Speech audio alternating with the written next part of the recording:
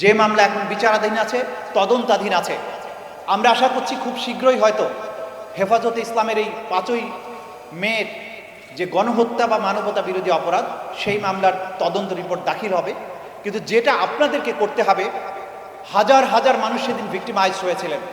তদন্ত সংস্থার স্বল্প কয়েকজন তদন্তকারীর পক্ষে সব ঘটনা তুলে আনা সম্ভব নয়। আমার সাথে হেফাজত ইসলামের যারা দেখা করেছিলেন তাদেরকেও বলেছি, আপনাদের প্রত্যেকটি শহীদের তথ্য আন্তর্জাতিক অপরাধ ট্রাইব্যুনালের কাছে পৌঁছানোর ব্যবস্থা করুন। প্রত্যেকটি আহত এবং যারা সেদিন চোখে দেখেছিলেন তাদের বর্ণনা, তাদের তোলা ছবি এবং ভিডিও এই অপরাধীদের মানবতা বিরোধী অপরাধ প্রমাণের জন্য কাজ করবে। এখানে ফরিদুর রহমান সাহেবকে আমি দেখতে পাচ্ছি, আমার জানা মতে ওনার ক্যামেরায় অজস্র ছবি এবং ভিডিও ছিল সেদিনই। সেদিন যে সমস্ত মিডিয়া কর্মীরা ভিডিও তুলেছিলেন, ছবি তুলেছিলেন, আপনারা নিজেদের মোবাইল ফোনে যে সমস্ত ভিডিও ধারণ করেছিলেন, সেগুলো সব আন্তর্জাতিক অপরাধ ট্রাইব্যুনালের তদন্ত সংস্থার কাছে জমা দিন।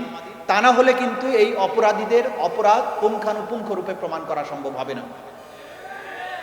এই ভিডিও ডকুমেন্টারি তৈরি করে এইটাকে একটা স্ট্যান্ডার্ডের মধ্যে ফেলে এগুলো সারা জীবনের জন্য সোশ্যাল মিডিয়ায়, বিভিন্ন মিডিয়াতে আপনারা সংরক্ষণ করুন, প্রচার করুন, যাতে ইতিহাসের এই স্বর্ণোজ্জ্বল অধ্যায়টি আগামী প্রজন্মের জন্য লিপিবদ্ধ হয়ে থাকে। যদি কেউ আবারও বাংলাদেশের স্বাধীনতা, সার্বভৌমত্ব নিয়ে, মুসলমানদের আকিদা বিশ্বাস নিয়ে এইরকম ধৃষ্টতা দেখানোর চেষ্টা করে, সেদিন রুখে দাঁড়ানোর জন্য আবারও শাপলার শহীদদের মতো আবার জনতা জেগে উঠবে। সেই রকম একটা পরিবেশ তৈরি করার জন্য ইতিহাসের কাছে কিন্তু এগুলো আমাদের রেখে যেতে হবে। বিসমিল্লাহির রহমানির রহিম। আজকের অনুষ্ঠানের সম্মানিত সভাপতি, অতিথিবৃন্দ, সুধীমণ্ডলী, প্রিয় ভাই এবং বোনেরা, আমি জানি না বোনেরা আছেন কিনা, আসসালামু আলাইকুম। বাংলাদেশের ইতিহাসের এক বাক পরিবর্তনকারী ঘটনা ছিল 2013 সালের 5ই মে, যেদিন শাপলা চত্বরে হেফাজত ইসলামের লাখো মানুষ, লাখো কর্মী এবং বাংলাদেশের সাধারণ মানুষ সেদিন সেখানে সমবেত হয়েছিলেন বাংলাদেশের ইতিহাসের একটা বাক পরিবর্তনের জন্য।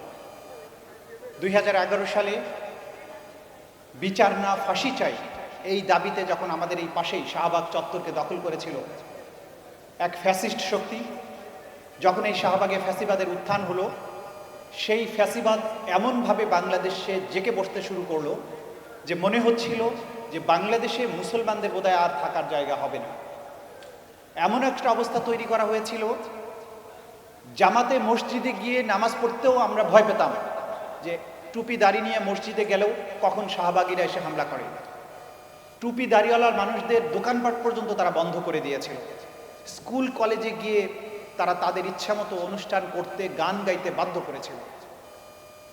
সেই যে ইসলামকে অবমাননাকারী নাস্তিক ব্লগার শক্তি, বিশেষ করে তারা যখন বাংলাদেশের মুসলমানদের আত্মপরিচয়টা মুছে দেওয়ার কাজ করছিল, তারা দাড়ি টুপিকে অপরাধের সাথে সম্পৃক্ত করে সাংস্কৃতিক বয়ান তৈরি করছিল, মুসলমানদেরকে হত্যাযোগ্য করে তোলার জন্য বয়ান তৈরি করছিল।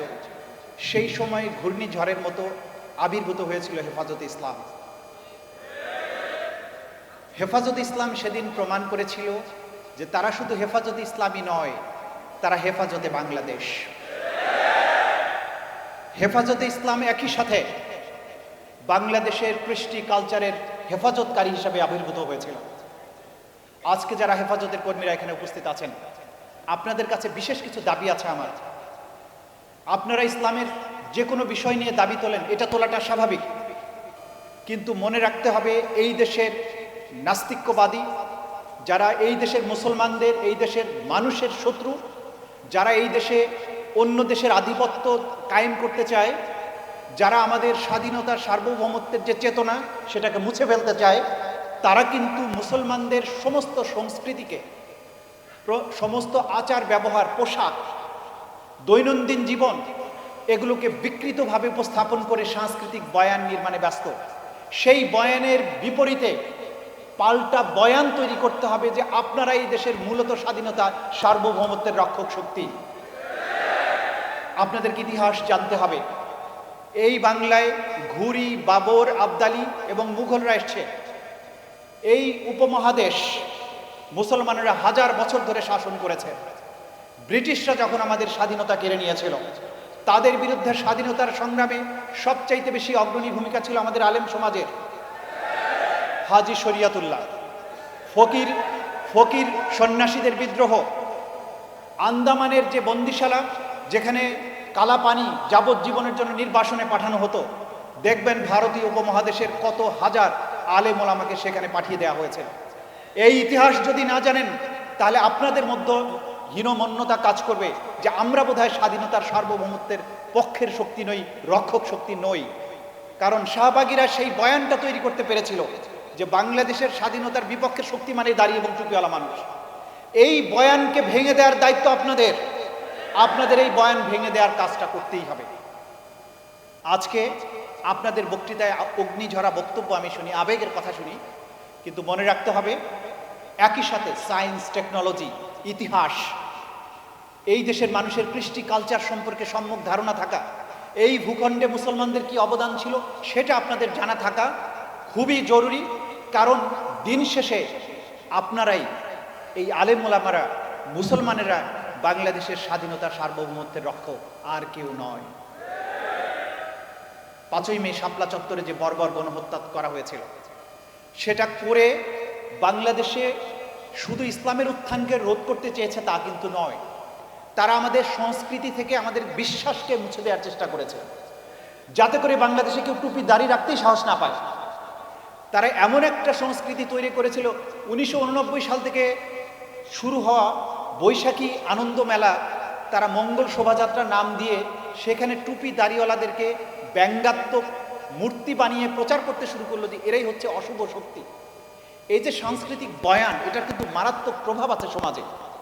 কিন্তু আল্লাহর রহমতে 2024-এর 5ই আগস্ট যখন বাংলাদেশের শেকড় শুদ্ধ এই ফ্যাসিস্ট, সেই নৈরাজ্যবাদী শক্তি বাংলাদেশ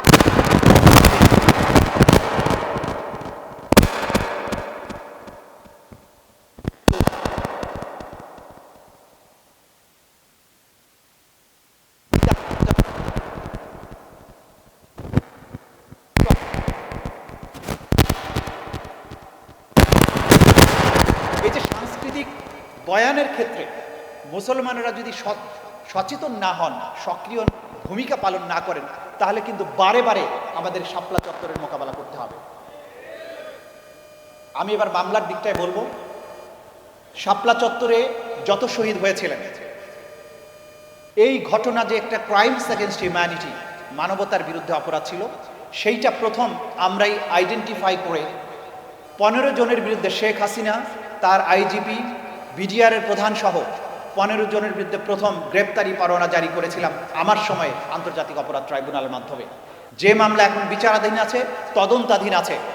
আমরা আশা করছি খুব শীঘ্রই হয়তো হেফাজতে ইসলামের এই 5ই মে যে গণহত্যা বা মানবতা বিরোধী অপরাধ, সেই মামলার তদন্ত রিপোর্ট দাখিল হবে। কিন্তু যেটা আপনাদেরকে করতে হবে, হাজার হাজার মানুষ সেদিন ভিক্টিমাইজ হয়েছিলেন। তদন্ত সংস্থার স্বল্প কয়েকজন তদন্তকারীর পক্ষে সব ঘটনা তুলে আনা সম্ভব নয়। আমার সাথে হেফাজত ইসলামের যারা দেখা করেছিলেন তাদেরকেও বলেছি, আপনাদের প্রত্যেকটি শহীদের তথ্য আন্তর্জাতিক অপরাধ ট্রাইব্যুনালের কাছে পৌঁছানোর ব্যবস্থা করুন। প্রত্যেকটি আহত এবং যারা সেদিন চোখে দেখেছিলেন তাদের বর্ণনা, তাদের তোলা ছবি এবং ভিডিও এই অপরাধীদের মানবতা বিরোধী অপরাধ প্রমাণের জন্য কাজ করবে। এখানে ফরিদ নুমান সাহেবকে আমি দেখতে পাচ্ছি, আমার জানা মতে ওনার ক্যামেরায় অজস্র ছবি এবং ভিডিও ছিল সেদিনে।